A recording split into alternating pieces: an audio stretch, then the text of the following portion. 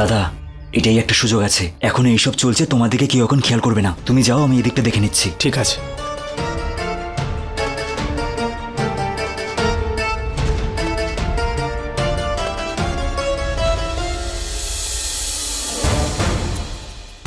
মনে হয় ডাক্তারবাবু আমার সাথে দেখা করতে যাচ্ছে, আমাকেও যেতে হবে।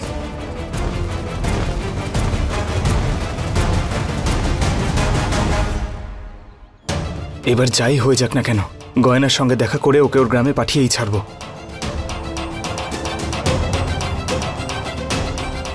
ভালো হলো এই চাদরটা পেয়ে গেছি আমি। এখন বাড়ির লোকজনের কাছ থেকে লুকিয়ে থাকতে হবে, না হলে আজকেও ডাক্তারবাবুর সাথে আমার দেখা হবে না।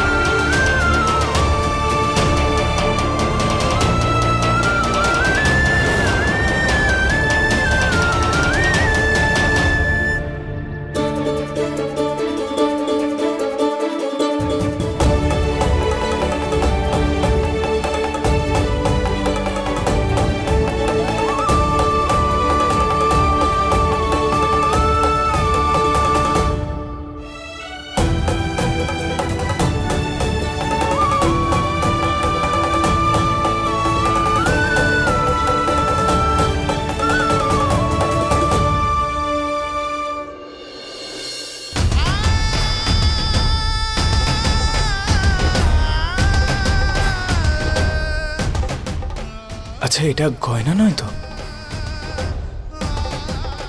ব্যাস, আর কিছু মুহূর্তের পরেই ডাক্তারবাবু আমার সামনে থাকবেন।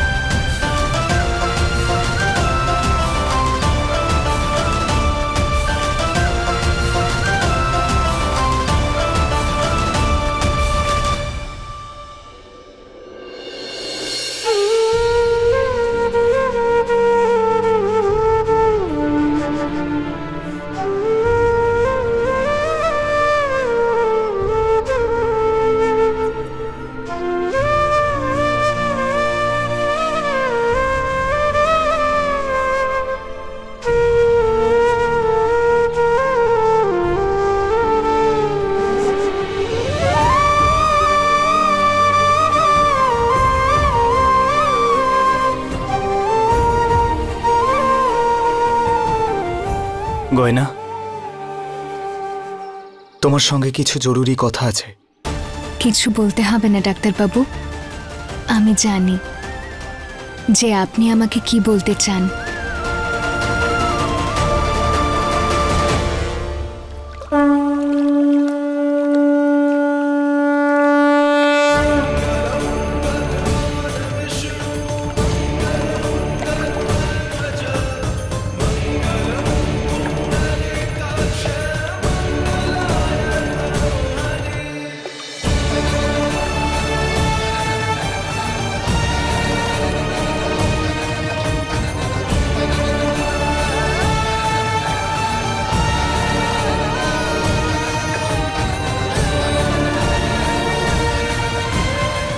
দ্বিতীয় নিয়মে বধূকে মন্দিরের পুষ্করিণীতে স্নান করতে হবে।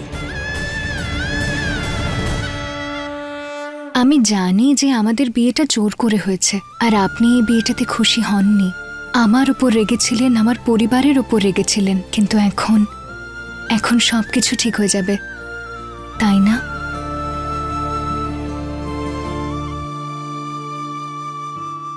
দেখো গয়না, পালাও, জলের ট্যাঙ্কটা ফেটে গেছে। সরে যাও গয়না, জলের ট্যাঙ্ক ফেটে গেছে।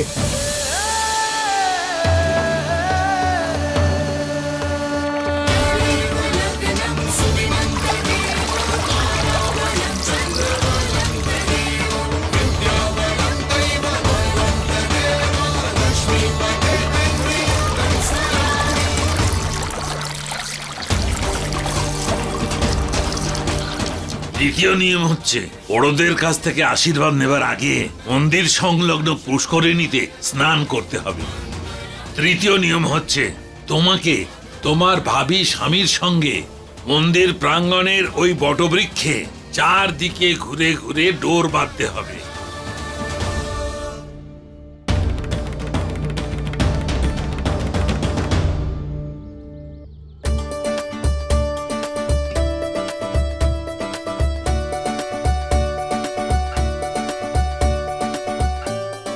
এই নিয়মটা শেষ হলো।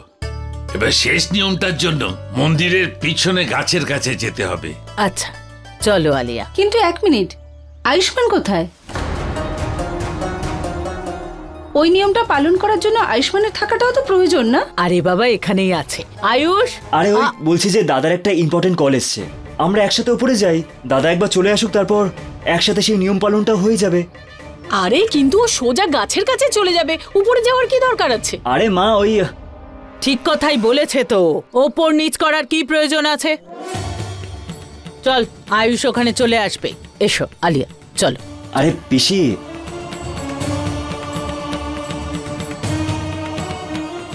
হে ভগবান, দাদা তো ওখানেই আছে, ভগবান করে কথা হয়ে যাক গয়নার সাথে ওর। অজান্তে হলেও বা ডাক্তারবাবুর সঙ্গে আমার সমস্ত নিয়ম সম্পন্ন হলো।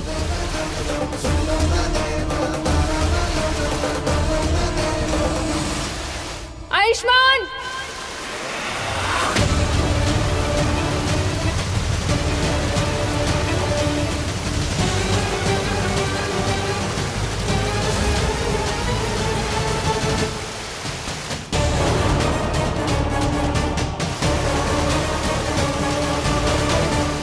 আয়ুষ্মান। আলিয়া, আলিয়া ওখানে জলের ট্যাঙ্কটা ফেটে গেছে, ওখানে যাস না।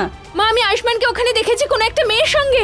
না না, আয়ুষ্মান নেই ওখানে, ওটা হতে পারে না। চোখে দেখেছি ও কোনো একটা মেয়ের সঙ্গে আছে। মা আমাকে ছাড়ো, আমাকে আয়ুষ্মান যেতে দাও। নেই ওখানে। মা আমি দেখেছি ওটা আয়ুষ্মানই কোনো মেয়ের সঙ্গে আছে, আমাকে ঠকাচ্ছে ও। আরে ওখানে অনেক ভিড়, আরে অন্য কেউ তো হতে পারে তাই না, ওটা দাদা নয়। না আমার পুরো বিশ্বাস আছে, আমি ছোটবেলা থেকে চিনি ওকে, ওটা আয়ুষ্মানই। আমাকে যেতে দাও, ছাড়ো আমাকে। মা আমাকে ছাড়ো, শোন, মা। ছাড়ো আমাকে।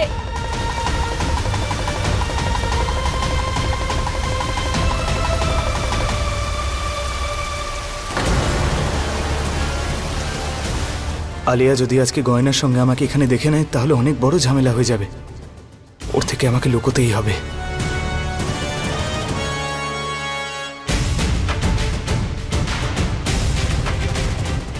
গয়না, আমি আর কোনো কথা শুনতে চাই না তোমার, তোমাকে আমার সঙ্গে যেতেই হবে। আমি কবে থেকে দেখা করার অপেক্ষা করছি। আমি আর এসব টেনশন নিতে পারছি না গয়না, তোমাকে তোমার বাড়িতে ফিরে যেতেই হবে। যখন আপনি আমাকে আপন করে নিয়েছেন তখন নিজের বাড়িতে নিয়ে যাওয়ার কথা বলছেন, কিন্তু আমি তো নিজের বাড়িতেই থাকছি। শুধু আপনিই জানেন না ডাক্তারবাবু। আমি জানি আপনি চাইছিলেন যে আমি আমার বাড়ি ফিরে যাই, আর আমিও এই ব্যাপারে অনেক ভাবলাম যে আপনি যাই বলছিলেন না কেন সবটাই ঠিক বলছিলেন। আমাদেরও আপনজনের সাথেই থাকা উচিত। তাহলে এতদিন তুমি যাওনি কেন? তুমি জানো আমাকে এতদিন কত ঝামেলার সম্মুখীন হতে হয়েছে। তুমি ফোনটা তুলছিলে না, এনজিও থেকে কোথায় চলে গেছিলে, তোমাকে কোথাও খুঁজে পাচ্ছিলাম না, তার উপর তোমার দাদা আমাদের বাড়িতে চলে এসেছিল। তুমি জানো এইসব কিছু সামলানো কতটা কঠিন ছিল। তুমি আমার সঙ্গে দেখা করে তোমার বাড়িতে যদি ফিরে যেতে তাহলে এমন কিছুই হতো না। আরে কিভাবে চলে যেতাম আর কিভাবেই বা দেখা করতাম? আপনি আমাকে সমাজসেবা সংস্থানে রেখে গেছিলেন, আমি ভাবলাম আপনি দেখাই করতে চান না, তাই আমি আপনার সাথে দূরত্ব রেখেছিলাম। আরে কেউ যখন বারবার ফোন করছে তাহলে এতটুকু বুদ্ধি থাকা উচিত যে সে দেখা করতে চায়। তুমি দেখা করার জন্য এত সময় নিয়ে নিলে, তোমার বুদ্ধি শুদ্ধি বলে কিছু আছে নাকি মাথাটা ফাঁকা?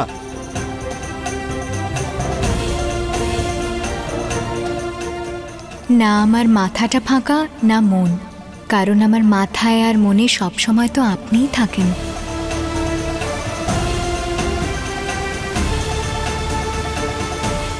আমি বুঝতেই পারছি না আমার সঙ্গে শুধু খারাপ কেন হয়। ওই দিন সিঁদুর পরানোর দিন অমঙ্গল হয়ে গেল, হাত থেকে সিঁদুর পড়ে গেল। নাগ পঞ্চমীর দিন আমার নিয়মটা পালন করা হলো না, আর তারপরে আজকে আয়ুষ্মান অন্য কোন একটা মেয়ের সঙ্গে আছে, আমাকে ঠকাচ্ছে। আমাকে ছাড়ো, যেতে দাও।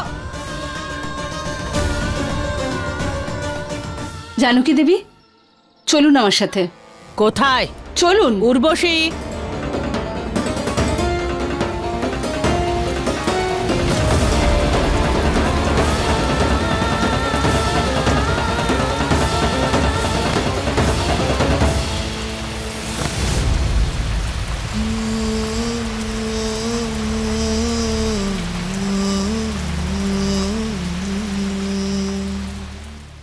অদ্ভুত মানুষ তো আপনি। বকছেনও, ভুলও করছেন, আবার রাগ। আমি ভুল করছি? নয়তো কি, যে কাজটা এখন করছেন সেটা যদি আগে করতেন তাহলে তো এত সময় নষ্ট হতো না। 1 নম্বরে জেদি মেয়ে তুমি, শুধু নিজের ইচ্ছেতে চলো। এই ধরিত্রী মাই আমাকে জেদি হতে শিখিয়েছে। যেমন ভাবে ঝড় তুফান আসে অথচ মাটি জেদি হয়ে থেকে আমাদের ভালো ফসল দেয়, সেরম ভাবে আমিও সঠিক বিষয়ে জেদি হওয়ার সাহস রাখি। আলিয়া, দেখো, এইবার আমি নিজে তোমাকে বাড়িতে নিয়ে যাব, কিন্তু এখন না। তুমি রাতে তৈরি থেকো। আমি আর সত্যিটা কারোর থেকে লুকিয়ে রাখতে পারছি না। আমি রাতে এখানেই তোমার সঙ্গে দেখা করবো, আসবে কিন্তু, যাই হয়ে যাক না কেন। আরে ডাক্তারবাবু, একবার শুনুন না।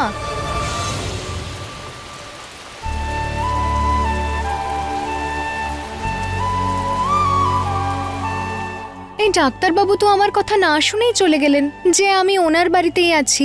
কোনো ব্যাপার না, আমি ওনাকে বাড়ি ফিরে বলে দেব যে উনি যাকে যমুনা মনে করছেন সেটা আর কেউ না, সেটা আমি, গয়না। কিন্তু উনি রাতের জন্য কেন অপেক্ষা করছেন? এখনই কেন নিয়ে যাচ্ছেন না নিজের সাথে নিজের বাড়িতে?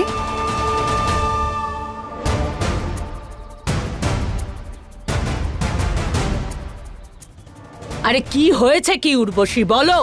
আপনার হাতটা সামনে দিন জানকী দেবী। আজকে আপনাকে আমাকে একটা কথা দিতে হবে। কি বলতে চাইছো? আলিয়ার মতো আমিও ভালো করে বুঝতে পারছি যে আমার মেয়ের বিয়ের কোনো নিয়মই ঠিকমতো পালন হচ্ছে না। আমি জানি না এরকম কেন হচ্ছে। অনেক বছর আগে আমার সাথে যেটা হয়েছিল, আমি চাই না আমার মেয়ের সাথেও সেটা হোক।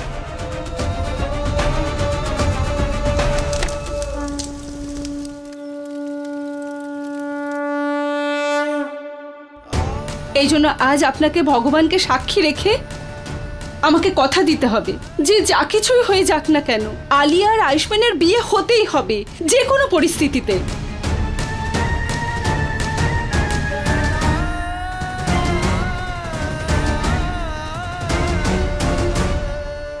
উর্বশী, তুমি ভালো করেই জানো যে আমরা সবাই আলিয়াকে এই পরিবারের বৌমা মেনে নিয়েছি, কিন্তু তাও তোমার মনের চিন্তা দূর করার জন্য আমি জানকী দেবী ভগবানকে সাক্ষী মেনে, পবিত্র অগ্নিকে সাক্ষী রেখে কথা দিচ্ছি যে আলিয়ার বিয়ে আয়ুষ্মানের সঙ্গেই হবে।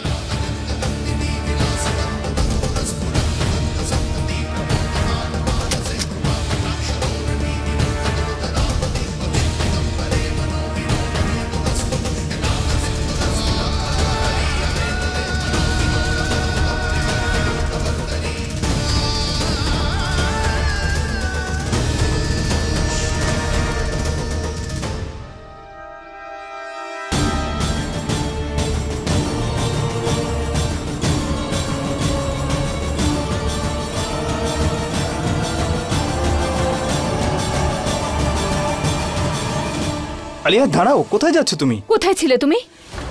আলিয়া, ওই ট্যাঙ্কারে একটু প্রবলেম হয়েছিল, লোকজন ফেসেছিল, ওদের সাহায্য করছিলাম। আমি তোমাকে অন্য কোনো একটা মেয়ের সঙ্গে দেখেছিলাম ওখানে। কে ছিল? আমি নিজে গিয়েই দেখে আসছি, ছাড়বো না আজকে ওকে আমি। আলিয়া, কি করছো তুমি? কিছু বাচ্চা আর মহিলা ফেসে গেছিল, ওদের সাহায্য করছিলাম। তুমি ছাড়া আমার সঙ্গে আর কে থাকবে বলো তো? এই আলিয়া ম্যাডামের কি হলো? ঠাকুরপোকে ছেড়ে এখন ডাক্তারবাবুর সঙ্গে কেন ঝগড়া করছেন? না, আমি নিজে আলিয়া, গিয়ে দেখবো। কথা শোনো, এভাবে জেদ করছো কেন তুমি? আমার হাত। আলিয়া, ওখানে অনেক জল কাদা রয়েছে। তোমরা দুজন এখানে কি করছো? এখনো তো পুজো বাকি আছে, চলো আমার সাথে।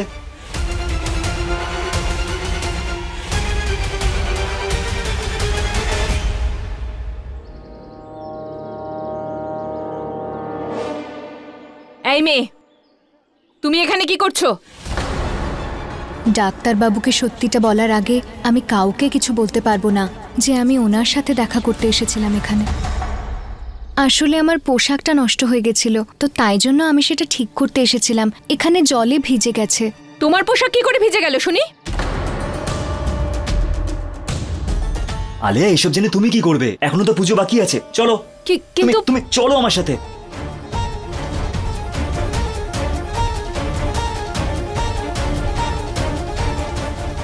গয়নাও এরকমই পোশাক পরেছিল, এই রঙেরই। এটা কি করে হতে পারে? এর মধ্যে কোনো মিল আছে নাকি আমিই বেশি ভাবছি? পুজোর দিন আর দুটো মানুষ একই রঙের জামা কাপড় পরতেই পারে।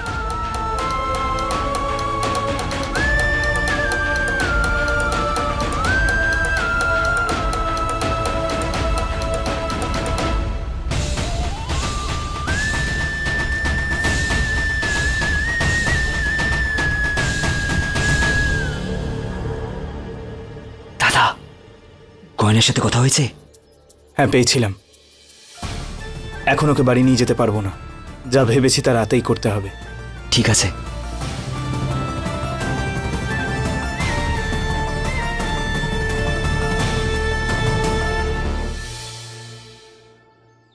ডাক্তারবাবু ঠাকুরপোকে আমার ব্যাপারে সব সত্যি বলে দিয়েছে। মনে হয় রাত্রিবেলা আমাকে স্বাগত করার জন্য কিছু ভেবেছেন উনি। ঠিক আছে, আমিও তাহলে এখন নিজের পরিচয় বলে রাত্রিবেলা আপনি যেটা ভেবেছেন সেটা নষ্ট করে দেব না। আমি রাত পর্যন্ত অপেক্ষা করব।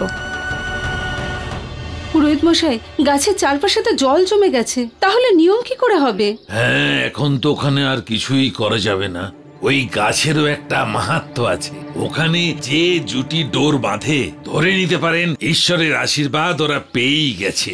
रात और दिन सा अपना रिश्ता है, तू हमारी कहानी का आधा हिस्सा है। आग और पानी सा अपना हिस्सा है, तू हमारी कहानी का आधा हिस्सा।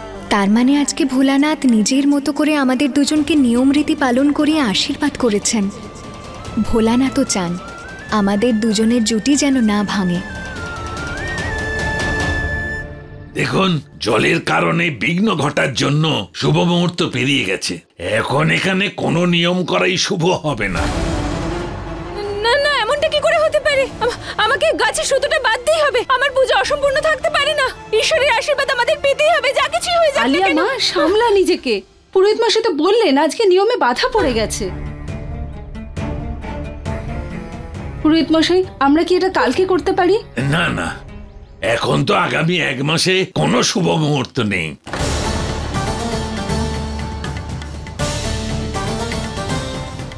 এমনটা কি করে হতে পারে? কিছু তো করতে হবে মা, কিছু একটা ভাবো, কোনো সলিউশন মা, বের করো দাঁড়া, প্লিজ। শান্ত হ। পিসিমা, পিসিমা আপনি কিছু করুন না প্লিজ। একটা উপায় আছে।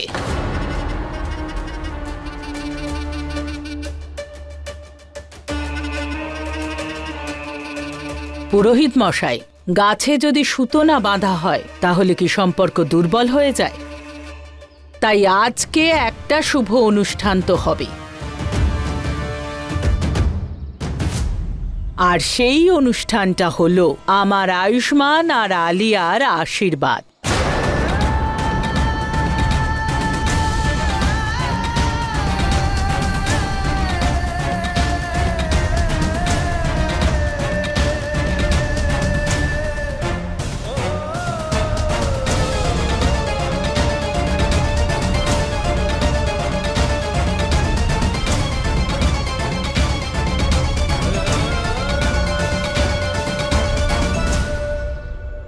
কিন্তু পিসি, এভাবে হঠাৎ করে?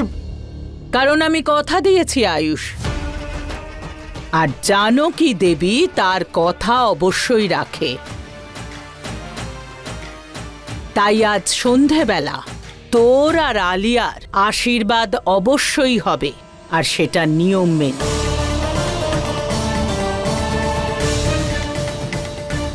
আর আজ আমার পুরো পরিবার আমার হবু বৌমাকে আপন করে নেবে এই পরিবারের সদস্য হিসেবে।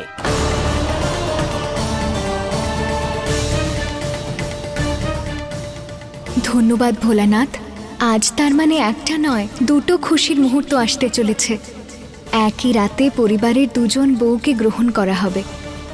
ডাক্তারবাবু তৈরি থাকবেন আমার অভ্যর্থনার জন্য।